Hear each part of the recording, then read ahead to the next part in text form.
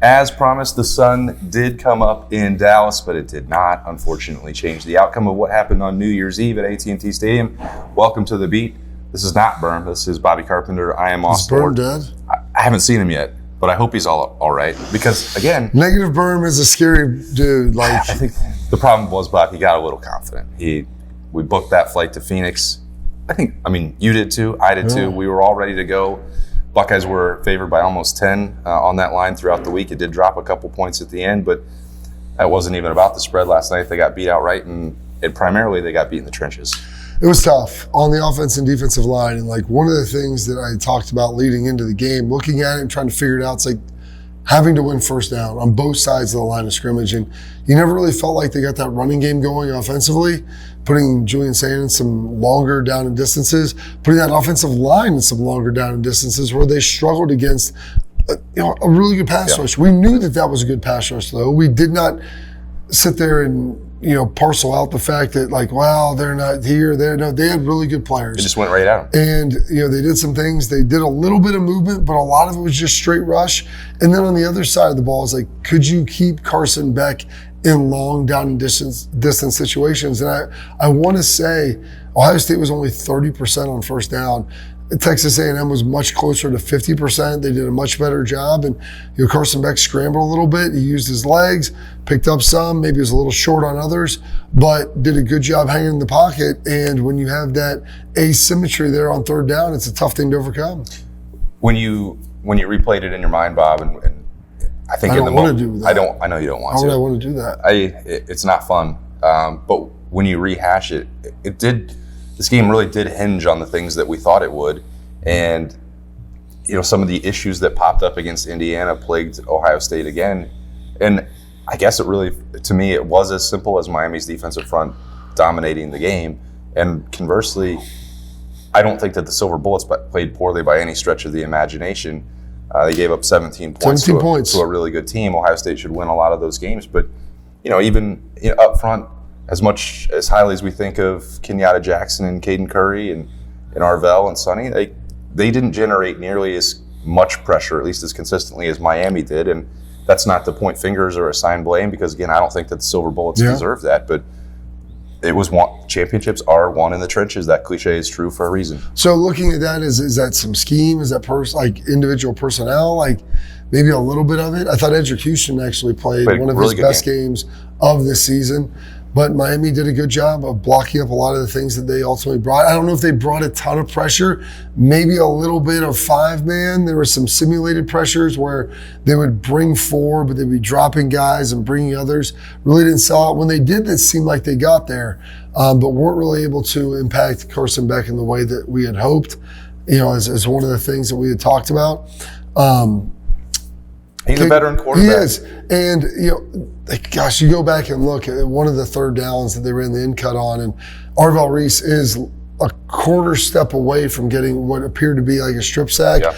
Beck steps up, bangs it in, a 10-yard in cut on a 3rd and 7, and it's, next thing you know, first down.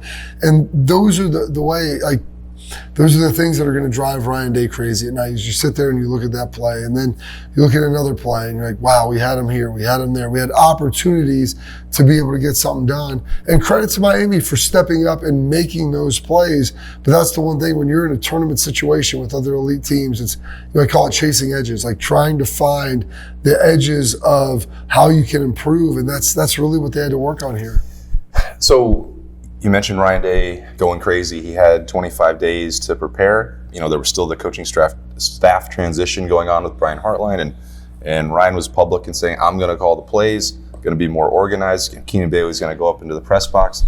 And I assumed, which is a dangerous thing to do, that they would get some of that stuff fixed. But I don't know that I've ever been able to pin down exactly why, whether it was, again, this overarching year-long strategy to slow down the tempo, or if there was something about the way that this offense was constructed that he just didn't feel comfortable doing that the whole time. There were moments on Wednesday night where they did push it, and it was really successful, but I don't know what it is that didn't connect with that, because the whole promise of pushing the gas pedal when it needed to be done, that switch didn't get flipped. It didn't feel like they ever went up tempo. Not really. Yeah. not in the way that we've seen them do it in the past. And that's one of the things I think is the most frustrating is when you've seen a team do it, well, why not? Well, I understand. Last year you started playing a little slower, and this year you did it, and you got to be able to win that way. And I think that's something Miami wanted to do. I think they wanted to slow the game. They wanted to sit on the ball a little bit.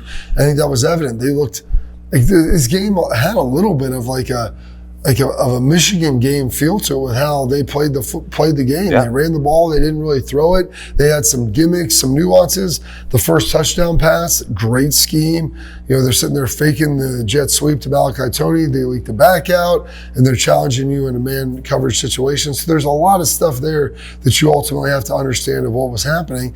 And so you got to give them credit for that. But it didn't feel offensively like, hey, boom, let's get it, boom, boom, boom.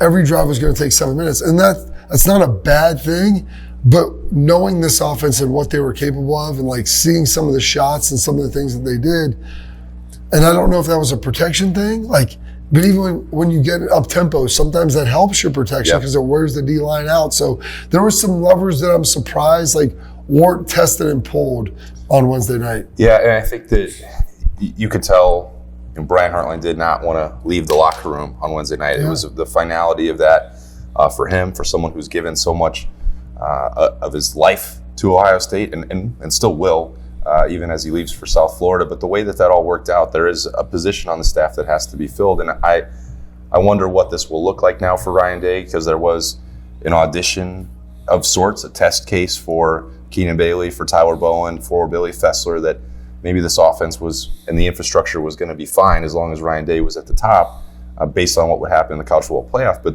they only wound up getting one of those games out of 3. So, I don't know how this will end, Bob. I don't know what your read on the situation would be or what Ryan Day needs. But, just hearing him talk after the game on Wednesday, I don't think that this could be a situation of status quo now. And maybe I'm overreacting in the immediate fallout of a loss. But you look at what happened against not just Miami, but also Indiana, and a lot of the tempo things that we talk about. It feels like maybe there could be more value placed on an outside hire than I would have thought 2 weeks ago. Well, what's interesting with that is what does an outside hire look like? Brian Hartline coached the wide receivers. Yeah. He was also the offensive coordinator. Do you bifurcate that? Mm-hmm. Do you hire a wide receivers coach? Do you reassign the offensive coordinator duties? Maybe you hire someone internally as the wide receivers coach. You bring in someone externally as the offensive coordinator. Because we live in a world now where you can have multiple, it's not a finite number of coaches. So there's unlimited, Mr. Unlimited. It's all there for you. And so looking at that and trying to figure that out as they try to parcel out what they're going to do. Do you just hire this guy, hire that guy? And let's not forget, Chip Kelly was just hired here at Northwestern, and so that's another thing. A guy who people maybe thought was going to be a part of this is no longer in that mix. So there's some different things that they're trying to work through, and I'm not sure if it's an outside hire. Coming to mind, there's nobody that I can think of that's hey, this is a slam dunk that fits with Ryan, it fits with the staff, personality-wise, and all the things you're looking for. Yeah, but I remember 10 months ago, Matt Patricia did not immediately come to mind for me. And even though you have experience with him and vouched for him from day one and said, we just give it some time, this guy knows so much ball. It's an example of Ryan Day's expanding net and a different attack for the way he's building out this coaching staff. So what does it look like? Who could it be? It could be anybody. Yeah. Bill O'Brien was the pre-Chip Kelly. We almost forget about that 2-week era in the Woody. It's a big era. Those are the kind of, that's the reel that he's casting out there. Yeah. He's chasing bigger fish, and he didn't do that with Brian Hartline, and we can argue whether that was the right or wrong approach. It didn't lead to a national championship, but I imagine that's going to be the road that he's got to go down again now. You probably look outside and see what's out there, and the thing is, defensively, I don't think Ryan cared if they changed it up, and did some other things.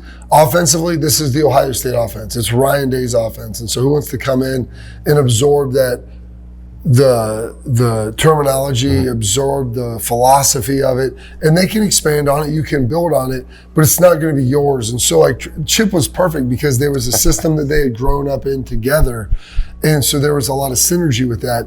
I don't know that there's somebody out there that's doing that. So you're going to have to be like the Nick Saban route, where hey, we have the Alabama offense. We're going to bring in Lane Kiffin. We're bringing in Steve Sarkisian. Like, is there a coach out there?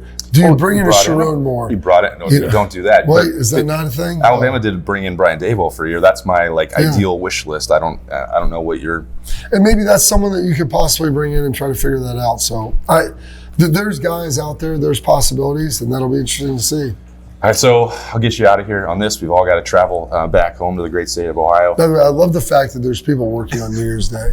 That's insanity. And a lot of the Cotton Bowl staffers, which they continue to do a fantastic job, they just told us they have to do, the interns have to do a presentation at 9 a.m. on New Year's Day. What professor is forcing that? Psycho. These wonderful people have been working like 24 hours a day all week to help. Dr. Lecter is who that is. Unfortunately, that's probably correct. So, big picture, Bob, I know that this will sound like silver lining, too much optimism.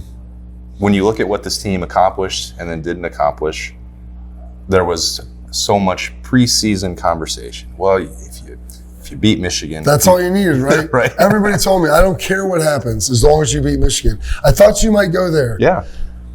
That was achieved. I think that took I think that did take an emotional toll on this team, getting that done. The staff, the team, they were happy about it. Like, you saw it against Indiana.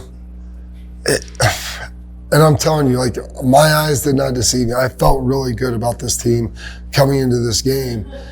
I was looking at more of the skill position players on offense and the defense, because I thought this offensive line was really good. Yeah. And looking at it now, I think there's a realization that, there were some issues.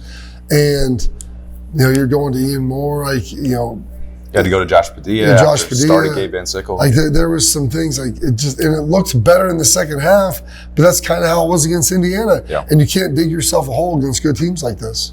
Yeah, and I just think that's not to make anyone feel better, because I know that that's not, we're one day removed from it, but winning that game and getting to the college football playoff, knowing that there was uncertainty with Julian Sayin and everyone looked at the defense and replacing 9 starters, like, this is all going to be overshadowed by the fact that Ohio State altered the expectations in real time for itself, which makes it sting more. I certainly feel that as much as anybody. Maybe not as much as the players and not as coaches. 3 unanimous All-Americans. And you had, a historic defense. That's the part to me that feels like it was squandered. And I know that sucks. Only one team wins the national championship, and it's hard to do. Well, and they had their issues listen, they gave up 17 points. And we can even argue about the last touchdown of whether they let it in or what happened. There were opportunities in that game, just like there were against Michigan in 2024, where you've got to find a way to get off the field. And I know Matt Patricia's looking at that. I know Sonny Style, like all those guys, that will haunt them. Situations, a 3rd and 5 after you score coming out in the second half, like getting bled a little bit here or there. Like there were plays, there were situations where they got a couple more yards, misfitting runs. Yeah. Like all those things are going to be there, and that's going to hurt. It will, but all they can do now is turn the page to 2026, and we will do that. Bob Seger on The Beat, which of course is brought to you by the Waterworks. So on to 2026 and back on to a plane to get to Ohio. Thank you very much to Bobby Carpenter for spending some time right here with us to break down further what happened to Ohio State losing to Miami 24-14 in the Cotton Bowl. For Bob, I'm Austin Ward. We'll talk to you later.